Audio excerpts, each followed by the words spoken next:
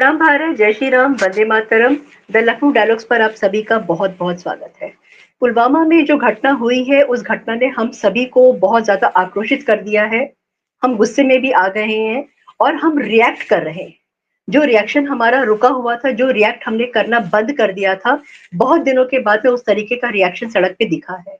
पहला रिएक्शन एक बार दिखा था, अगर आपको याद होगा, निर्भया का जब रेप हुआ था, उस समय सड़कों पे जिस तरीके का भूचाल आया था। फिर उसके बाद में अन्ना हजारे ने जब किया था, तब उस समय सड़कों पर भूचाल आया था, क्योंकि हम लोग एक कॉमन कॉज के लिए लड़ रहे थे, हम सब एक कॉमन कॉज के लिए खड़े हुए थे। फिर पुलवामा, उरी की मैं बात नहीं करूंगी, जो उरी पे अटैक हुआ था उसका वाला मैं बात नहीं करूंगी। मैं पुलवामा अटैक जो पुलवामा में इन लोगों ने किया है, जो टेररिस्ट ने आकर के किया है, जो पाकिस्तानी टेररिस्ट ने आकर के किया है, क्योंकि ये बात अब खुल करके सामने आ गई है कि इसके पीछे रिस्पॉन्सिबिलिटी किसकी है, कौन रिस्पॉन्सिबल है। उसको लेते हुए जिस तरीके का रिएक्शन लोगों में आ रहा है, बहुत जरूरी है वो आना, क्योंकि जगना जरूरी है। आप सो रहे थे, आप सो करके उठे हैं। मेरा सिर्फ एक सवाल है, क्या सड़क पर निकल के कैंडल मार्च कर देने से, भाषण दे देने से, या मोबाइल का टॉर्च जला देने से रात के अंधेरे में, क्या हम अपना काम पूरा कर रहे हैं? हम ये कहते हैं कि मोदी जी हम आपके साथ में हैं, मोदी जी आप आगे बढ़िए। मोदी जी को जो करना है, मोदी जी वो कर रहे हैं, और मोदी जी जो अब की बार करने जा रहे हैं उसके बारे में कोई सोच भी नहीं सकता है, क्योंकि अभी मोदी जी का बिहार में, अब जब वो गए थे, उन्होंने एक अपना इलेक्शन कैंपेन में स्पीच दिया था, और स्पीच में उन्होंने इंग्लिश में भी बात किया है। इंग्लिश में भी उन्होंने बोला है, ताकि दुनिया सुने कि अब की बार जो होने जा रहा है वो अनप्रेसिडेंटेड होने जा रहा है। बहुत देख लिया, बहुत बर्दाश्त कर लिया, और एक हमास की तरह जो इज़राइल में जिस तरीके का अटैक किया गया था, एग्ज़ैक्टली सेम उसका रेप्लिका जो है पुलवामा में रिपीट किया गया है। शायद उसका जो इंस्पिरेशन था वो वहीं से मिला था। तो जो किया गया है उसको ले करके जो आक्रोश सड़क पे आया है, मैंने जो अभी सवाल पूछा है, मेरा सवाल सिर्फ ये है, क्या कैंडल मार्च कर देने से, भाषण दे देने से, चिल्ला-चिल्ली कर देने से, मोबाइल का टॉर्च जला देने से और दिखा देने से कि हाँ, मतलब हम साथ में हैं, ठीक है, मैं मानती हूँ ये एकजुटता का प्रतीक है कि हम सब एक हुए हैं। बट क्या ये इनफ है? सिर्फ ये, मोदी जी हम आपके साथ में हैं, बट मोदी जी को साथ में मोदी जी के साथ आने के लिए हम कर क्या रहे हैं? क्या इससे कुछ फर्क पड़ने वाला है? जो रूट कॉज है, उस रूट कॉज को जो मोदी जी कहते हैं, इकोनॉमिकली कमर तोड़ना, क्या हम मोदी जी का साथ दे रहे हैं?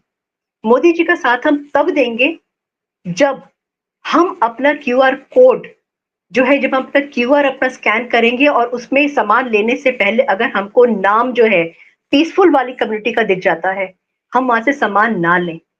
हमें अगर पता है कि पीसफुल कम्युनिटी के किसी एक बंदे की दुकान है, वहां से हम सामान ना लें, हम वहां से खाना ना खाएं, तब जाकर के हम मोदी जी का साथ देंगे। कैंडल मार्च कर लेने से, नारेबाजी कर लेने से मोदी जी का साथ हम नहीं देंगे। मोदी जी जो कर रहे हैं ना, वो उस तरीके का काम है जो ना पहले कभी हुआ है और ना आगे कभी होगा, क्योंकि तब तक सबक मिल चुका।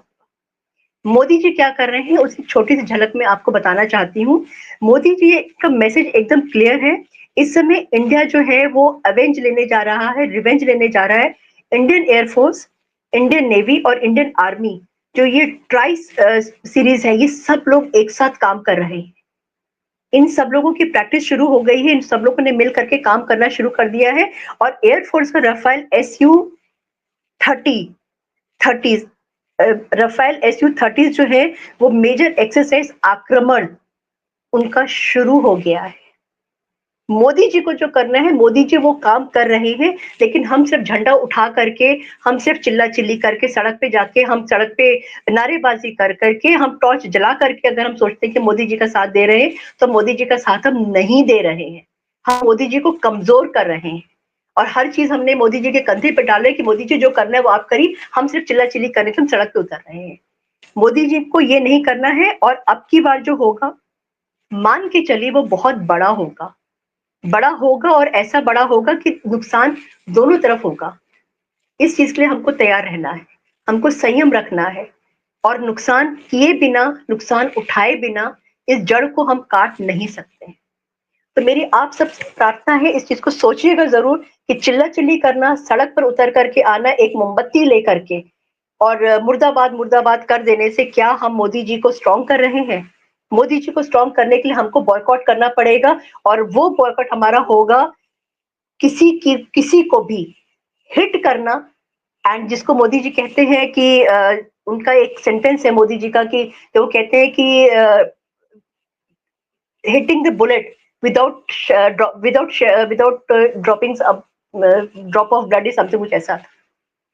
इसका मोटा मोटा ये है कि अगर आपने किसी को गोली भी बिना गोली मारे, बिना एक बूंद खून की बहाए भी हमने वो काम कर दिया और वो काम हो रहा है।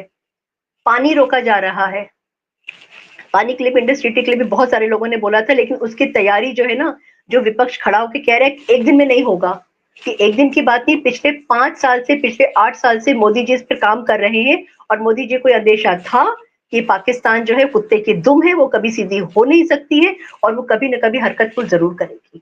उसने हरकत की और अब उसका खामियाजा उसको भुगतना पड़ेगा। मई की गर्मी शुरू होने वाली, अप्रैल में इतनी गर्मी है तो आप सोचिए मई, जून और जुलाई में क्या होगा। घुटनों पे ला करके मोदी जी इनको रखने वाले हैं। लेकिन मोदी जी को आपका साथ चाहिए, मेरा साथ चाहिए, हमारा साथ चाहिए इकोनॉमिकली बॉयकॉट करना। न खाएंगे, न खरीदेंगे, न पहनेंगे, न ओढ़ेंगे। उनको अपना करने दीजिए, पंचर भी वही अपना बनाएंगे। मेरा ये एनालिसिस, मेरा ये वीडियो आपको कैसा लगा कमेंट सेक्शन में जरूर बताइएगा। Thank you so much. जय हिंद, जय भारत, भारत माता की जय।